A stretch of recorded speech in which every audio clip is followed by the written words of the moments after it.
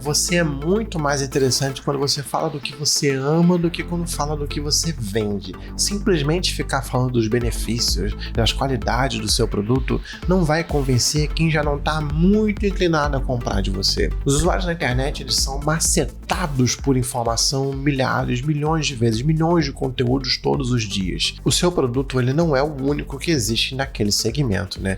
E vamos ser bem sinceros aqui, que talvez ele nem seja o melhor. Mas tudo bem, isso se torna irrelevante, porque o que você precisa fazer é você envolver o seu cliente potencial, criar um relacionamento com ele para fazer ele se interessar em fazer parte do seu mundo, fazer parte do mundo do seu produto. Meu nome é Daniel Rosso, eu sou designer gráfico e eu trabalho com estratégia nas redes sociais, estratégia de marca nas redes sociais. E durante o tempo que eu trabalhei em agência e nos meus últimos anos também, como profissional autônomo, eu estou fazendo uma transição para, digamos, montar o meu estúdio de design, digamos assim. Eu postei até um vídeo sobre isso 2 dias atrás, você pode querer assistir para entender mais sobre isso, mas eu trabalhei com marcas dos mais diferentes segmentos. Dentro da agência eu atendi 2 shopping centers, um de alto padrão no Rio de Janeiro, que é a cidade que eu morava, e um outro shopping popular em Manaus, esse foi remoto, uma gestora de investimentos, uma bioindústria portuguesa, uma marca de batom vegano, uma outra de jeans sustentável. Esses são só alguns exemplos de coisas com que eu trabalhei aí nos meus últimos, 6 anos, 5 anos talvez. O produto ou o serviço, eles são completamente diferentes, mas o jeito de pensar é exatamente igual. Você precisa conhecer o seu público, você tem que entender as dores deles e os desejos e pensar em como se inserir dentro desse contexto. Pensar como que você pode, quais são as dores que o seu produto resolve, ou quais são os desejos que o seu produto ou o seu serviço vai ajudar esse cliente a realizar. Você não vai vender com as informações técnicas, as especificações, as qualidades mais tangíveis desse produto, mas você vai vender com a parte emocional. Se a pessoa não tiver emocionalmente dentro desse contexto do seu produto, ela não vai se interessar em saber se as qualidades são suficientes para ela querer comprar. A emoção vai vir primeiro. A gente precisa criar um universo de marca que seja tão apelativo, e apelativo no bom sentido, apelativo no sentido de realmente chamar a atenção, de encher os olhos da pessoa. Não é de mentir, né? A gente não está querendo contar mentiras, a gente não está querendo enrolar o cliente, mas a gente quer criar um contexto ali em volta que faça com que ele tenha o desejo de fazer parte daquilo. Como que ele vai fazer parte daquilo?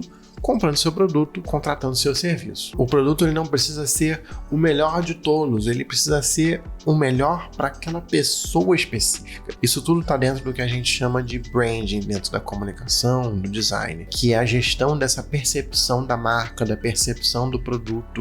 Isso é uma coisa que é completamente mutável, por isso que branding, né, no inglês, o em é uma palavra em gerúndio, porque o branding, ele está sempre acontecendo, ele está sempre sendo formatado, ele está sempre em movimento. E antes de você pensar em como que você pode executar isso na sua marca, é bom lembrar que o branding, ele é um jogo de longo prazo. O branding não acontece da noite para o dia.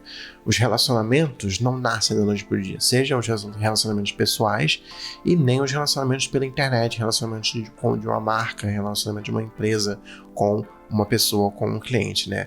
Mas você pode dar uma acelerada nisso se você realmente se dedicar e fizer tudo direitinho, né? Para começar, assim, de cara, principalmente se a sua marca é pessoal, se você é um prestador de serviço, exponha as suas crenças, no que você acredita, no que você não acredita, o que você rejeita. Isso te conecta de primeira com as pessoas que compartilham da sua visão de mundo. Talvez você pense que, mas isso vai me limitar, porque vai ter gente que não vai gostar, as pessoas, vai ter gente que não vai concordar e não vai querer comprar meu produto. Tudo bem, se ela não concordar, ótimo, ela não é o seu público. Às vezes a gente fica, até na nossa vida pessoal, a gente fica tão preocupado em querer agradar todo mundo que a gente acaba não agradando ninguém. A gente fica com tanto medo de se posicionar, com tanto medo de expor quem a gente é, que a gente perde essa oportunidade incrível de realmente se conectar com aquelas outras pessoas. Querer agradar todo mundo, na verdade, te limita muito mais do que você limitar o seu universo àquele nicho. Porque dentro daquele espaço que vai ser menor do que o universo de 7 bilhões de pessoas, mas aquelas, vamos botar assim, 100 pessoas, talvez elas vão ficar tão envolvidas, elas vão se interessar tanto que você vai vender para 100 pessoas. E se você tivesse focado em 7 bilhões, você não ia vender para ninguém. Você prefere vender para 100 pessoas ou não vender? Melhor vender para 100. É muito melhor, é muito mais efetivo você ser muito interessante para poucas pessoas do que você não ser nada interessante para todo mundo, né? Porque isso não vai te render nada. Você ser muito interessante para esse pequeno grupo vai te render muito. E outra coisa que é muito importante dentro do branding, dentro dessas técnicas de construção de imagem de marca, consistência e repetição. A sua mensagem, ela precisa ser exatamente a mesma o tempo todo. Você não pode a cada dia falar uma coisa diferente. Você não pode ficar se contradizendo. E você tem que repetir. Porque só faz sentido, as pessoas só vão entender que aquilo é você com a repetição, que elas vão se lembrar, elas vão, cada vez que elas entram em contato, elas verem a mesma mensagem, aquilo vai fixar na cabeça delas, quem concordar vai querer saber mais, e essa consistência vai fazendo a pessoa se familiarizar com quem você é, com como é o seu produto, e esse relacionamento vai fazendo ela se apaixonar por você, não literalmente.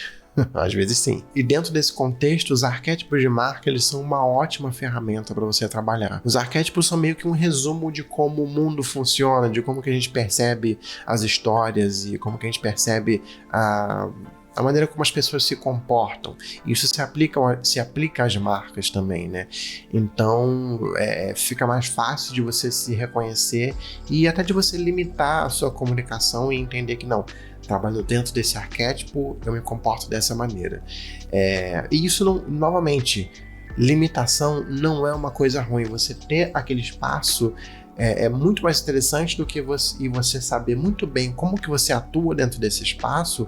É muito mais interessante do que você ter todas as possibilidades e ficar perdido. E cada hora você fazer uma coisa, você se comunicar de uma maneira e não ter, de novo, a tal da consistência e da repetição para você grudar na cabeça do seu cliente. Eu espero que as informações que eu passei aqui elas sejam úteis para você se desprender um pouco de falar tanto só do seu produto, né? Você tem todo um universo intangível em volta disso para você poder se comunicar. Lembre-se de que as redes sociais elas são sobre relacionamento e o relacionamento ele é feito nas entrelinhas. Não é simplesmente você ficar o tempo todo falando o quanto que você é bonzão, que seu produto é muito bom.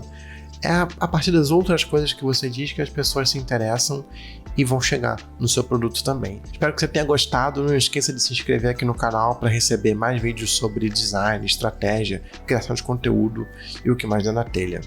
Até a próxima.